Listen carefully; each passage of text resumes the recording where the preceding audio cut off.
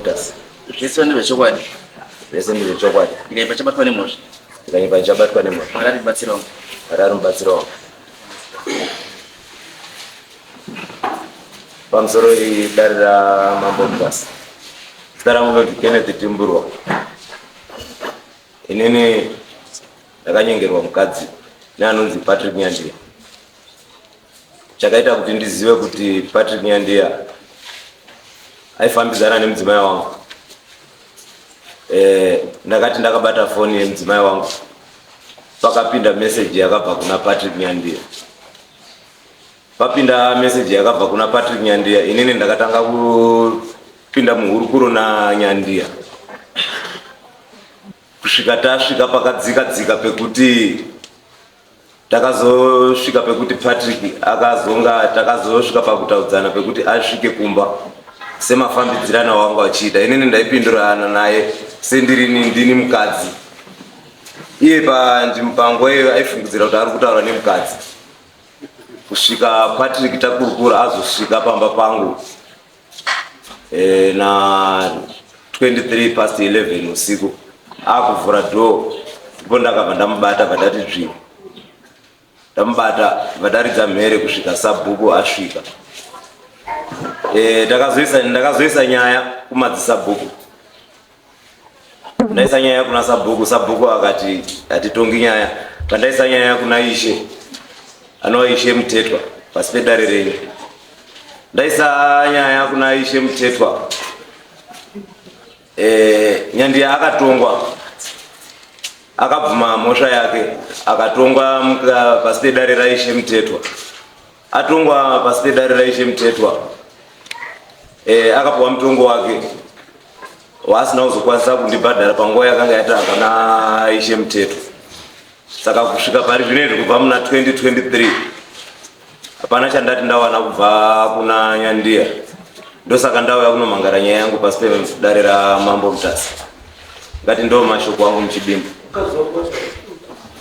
Akatiza.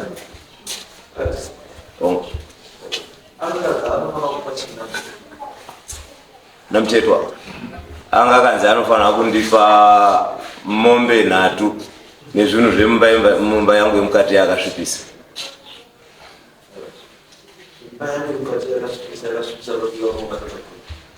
Wanga wagara atori magariro awo kubva kumashure. Iwewe wakaita kunga mukadzi wako kusvikira munhu auya wobva wamuti kumakota 11 ndakupinda padhoo wamubata ndizvo wobva wamubata ndizvo. Saka magumbezi yakasvipisa ngani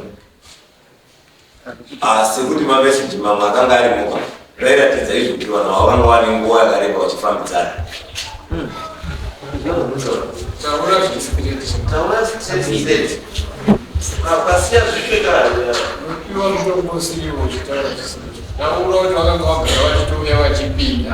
Vakanga vagara vachitouya vachipinda mumba mangu pamubhedha wangu.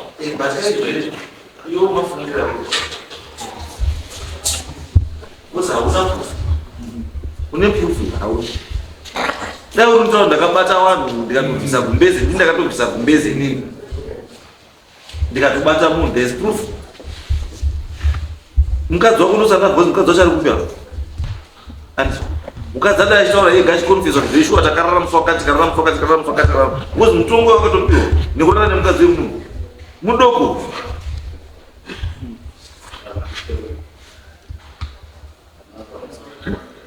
Pamakaenda kudare naIshe Mutetwa kwacho anga ari mberi ukasa Mukadzi wakanga atiza. haana kumusha Kumusha kwake kuriko DC. Iwewe wakamubata ati wakamuteerera kwabviko Ongu ndakatevera. Vabereki vacho havana zvavakakwanisa kupindura, vakangoti pari zvine zvaapo asimuka atiza. Hatisi kuona, hatisi kuzivawo kwaari. Waitopindura sekuti havasi kuziva kwaari asi kwakanga kuri kutrayawo kuda kutwisisiridza kwainga wakanga wachiita. Inini kuteera kwandakanga ndichiita kwakanga kuri kwekuda kuti nyaya igarirwe pasi. mativi ese aripo ndokutevera kwandakanga ndaita.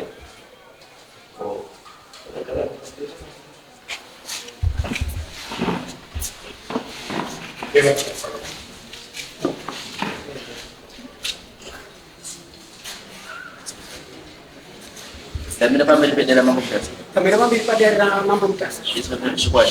Hizo ndio shukrani. Ile pesa patone moto. Ile pesa patone moto. Wale basi. Wale basi.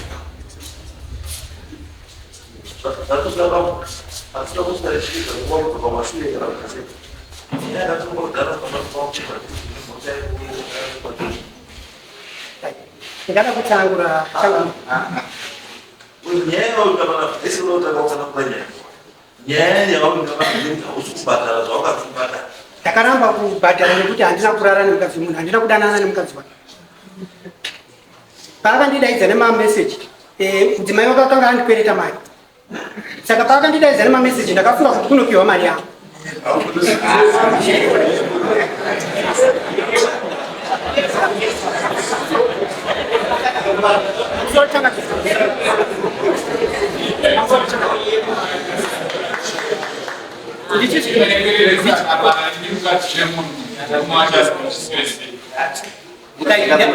Inini ndaishanda padhuze nemudzimai uyu pamba pambuya wangu.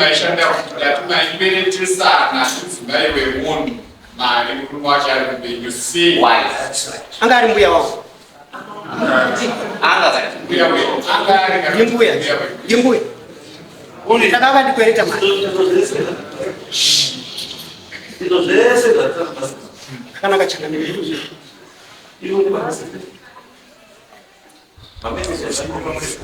Mameseji endakanga ndinawo kubudikidza nefoni yake ndakanga ndabata yemurume wanozi Nyandema yakanzi ndakanzi naishe Mtetwa ndimudzosere foni yake yakanga ine mameseji acho ese.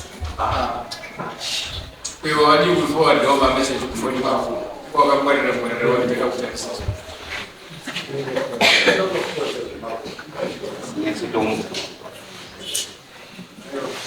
But now, I don't want to hear it. We also have to change. Why? How can we change? Because you come on about that. Exhibit. Already destroyer. Evident. And as is so much. Ati pimun wakashata.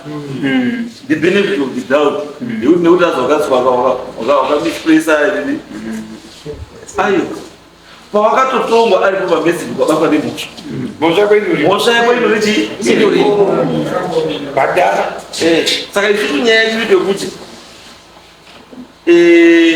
Mukazi uyu ndo mura. Kozi mazuano zvatakuitaka. Kune mawiko wakaiti. Murume haambodana negaba. Unodana nemukadzi. Ende mukadzi haambodana negaba. Unodana nemumwe murume. Saka murume uyu anobhadhana murume uyu, mukadzi uyu anobhadhana mukadzi uyu. Yes. Sidesa ndiri? Yeah. Mukadzi wabamba unofanira kubhadhana nemukadzi wako iwe. Iwo bamba wachibhadhana iwe. Hakuna rugare. Because kana ari madhauta charges asina kuhurirwa ndiani. Iwo wahurirwa. Kwa mukadzi wake auhurirwa ndiani ndimaini iwo auhurirwa ndiani ndibambo ningi andiro saka mese munofana ulipa because iwo adana nemukadzi wemunhu uchizwa nemukadzi wemunhu iwo adana nemurume wemunhu uchizwa nemurume wemunhu ndosaka ndakuzwa kuti mai avo aripa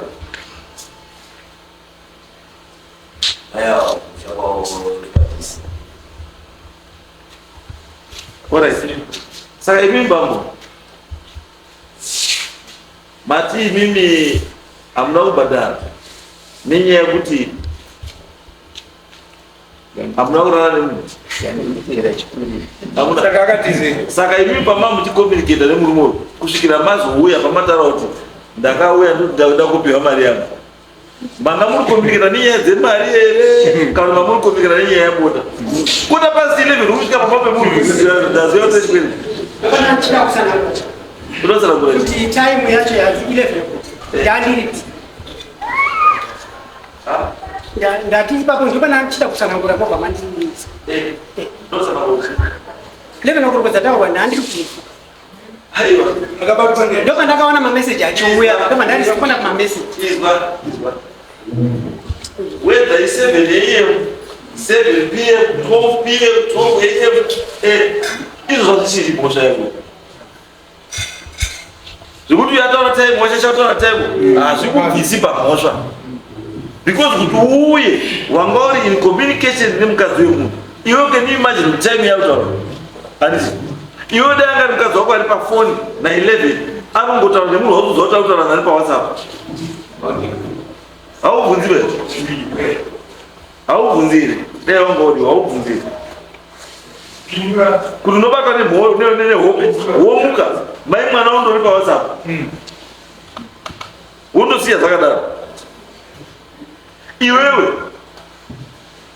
wokomunikata nemukadzi wemunhu nemamessage uri communicate uchitofamba kuyatsowa dzimba iwewe uchicommunicate I guess message yako yekupedzisira yanga iri ndasvika.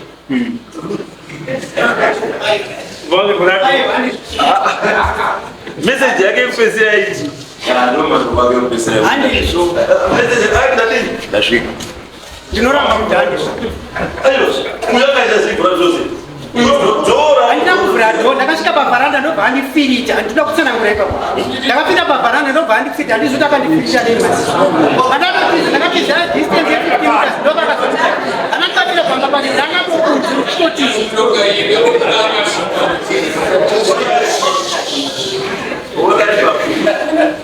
nyaya pai ndeyekuti ndipewo judgment yachenu ndanga dzisirimo menani. dzadzindai Wakati mbiri ndinotaurira. ndipe judgment yachenu Ndauya nemasabhuku maviri akanga aripo ndowana mapepa maminutes.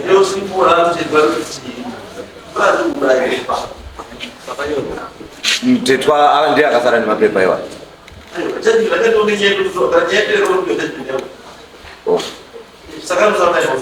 Ndiye afangupa ngoyo ndiye akasara nemapepa iwa. Inini haana kutitambidza.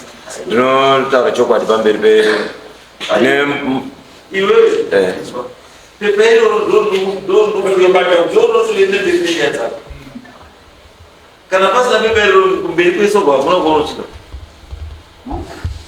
nyaya yakayotangira primary court ndokwakapiwa judgment and judgment kana yabva kuindicate katada kuichinja isusu panapa handiti this court yakaita sezichi as an appeal court kudecision yapiwa kupi kuprimary court saka ndee ndichida kavhedhinge kuprimary court kuti ndizive kuti kunoko ndikuti uphold here decision yakapiwa kulowa court kana kuti ndiri kuichinjiridza ndatarisa ndatarisa senge zvoda kuita izvizvo kuti ndaakuichinja because uyu arakidza kuti asi munhu anotembeka because kana wakuti wakataurwa iwewe namuteti wako kubhadhara mombe nhatu asi osvika munomoti handina kuzibhadhara because andakwira nazo ini minzi kana usakwira nawo ndiwaifanira kuapira nyaya yako kuno aifanira kuti apiwe nyaya yake kuno ndiwe because ndiwe wanga wafikirana nejudgment not kuti umire kuya kuzomutaurira kuti uyu azotaura mombe dzangu dzanonoka danga rangu ratonoka ndipo utanga kutaura kuti handinakubhadhara nekuti handinakwira nazvo hazvimake sense iyo zvotondakidzwa zvemitsotsi handitoshandi kuti uyo mukadzi uyo uchitoonana naye kuti kaitire kako ndikorakidzwa nanhasi nyamwe nanhasi zvokutaura kuti aporiji kunombora bota utonombora ndikaitire kako ndiye munhu unombora bota izvi ndakuona kaitire kako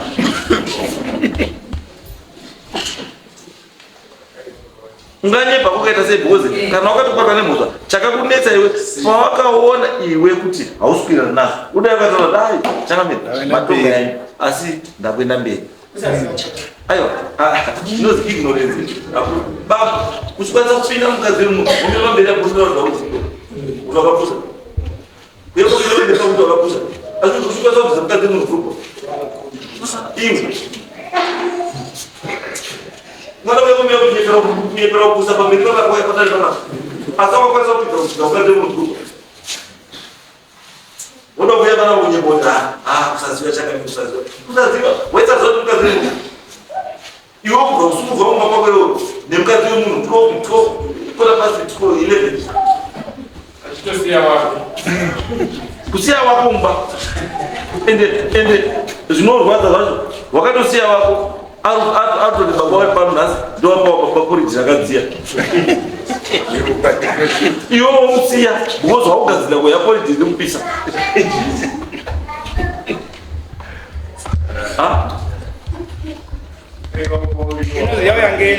kubuda mumba mako iweyo na11 kubuda mumba mako iweyo na11 kuenda kuri padhoro mume na11 woti ndatoda mari yangu yanga iri mari sorry 50 wangamupa iri panyaya iyi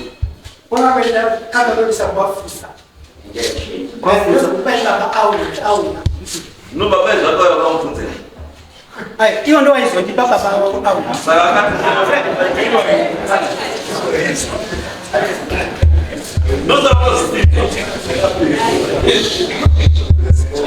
chakati upindi kwenyaya wakapindika muzvikuya rokushayekusvika pambaaasikasinyaya yako woziwo kuti akuruda kana uchimuziva uda kataura shamwari mukadzi wako akati chii ndakaumba mari yafika baba wacho zvokubanaira ndazomba baba uyu but never did that. As soon as you come in, I don't get them. Would you win? Would you go for that? It's what I feel about saying the best number. Okay, they don't want to listen. But we can't get them to go around. Okay, no, it's not the world. In the Arab, who's way that would be without us to come to Africa. in it. You very much. Baba ndatoka ngandara tozoona kuti ndinoenda kuoraka nyanda kaendesa kumapurisa asi andinoziva kuti yakapamba ndakarapwa asi ndarema andichimura nyangu andisati ndadzoka yakaitira ndiye 2023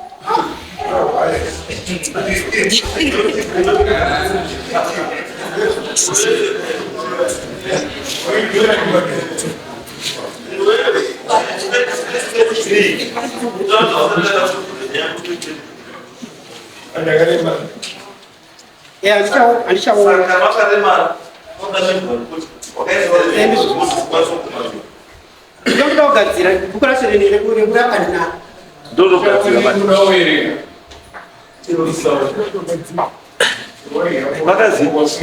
pawakatarisa pakaziya wakatarisa izvi pakanyozi akazikasauta saka uri kuona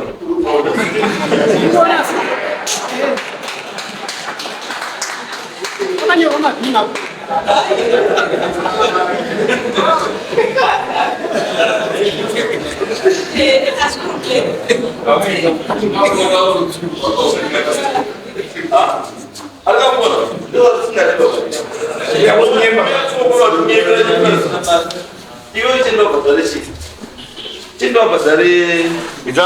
ndinobhadhare mumwe nhasi dzetera nhasi 22 macho nofana kwabhadhara mombe ende unotopa mombe idzodzo dziri 3 ndakuwedzera imwe 1:4 dzadzishoma yekuya yekunyepa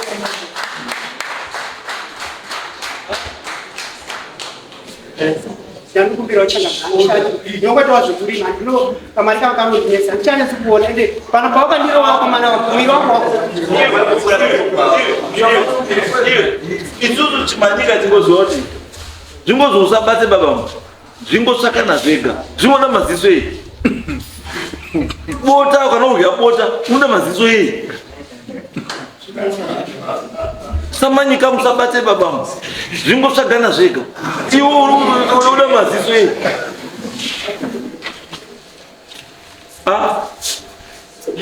uda uyabota unoda light utanga watsvaga ndizvo unoita ureri enda usenze because kana wakapara mhosva dzako it means you are supposed to be ready kuti kana ndabatwa ndinofana kubhadhara.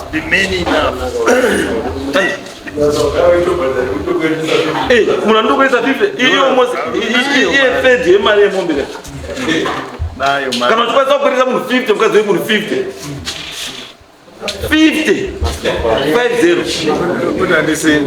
it means uri master farmer kaune mari because kana wakakwanisa kukweresa 50 kokumba kwako wakasiya mari. Kana wakakwanisa kukweresa 50 kumba kwako iwewe wakaita sei wakasara nemari.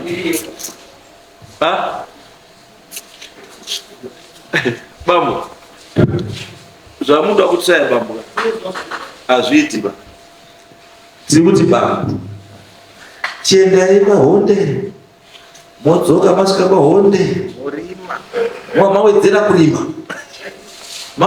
kurima musi wa 22 March mubva mabhadhara chii mombe 2 dzinofanira kudzabhadhara.